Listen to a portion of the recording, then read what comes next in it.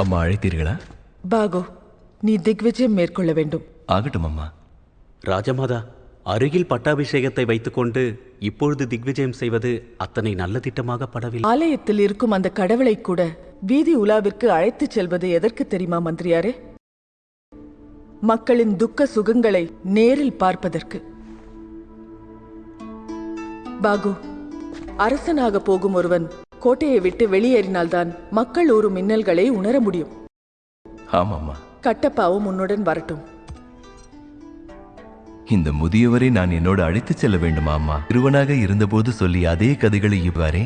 கடைசி முறை என்று பொறுத்துக்கொள் பாகு.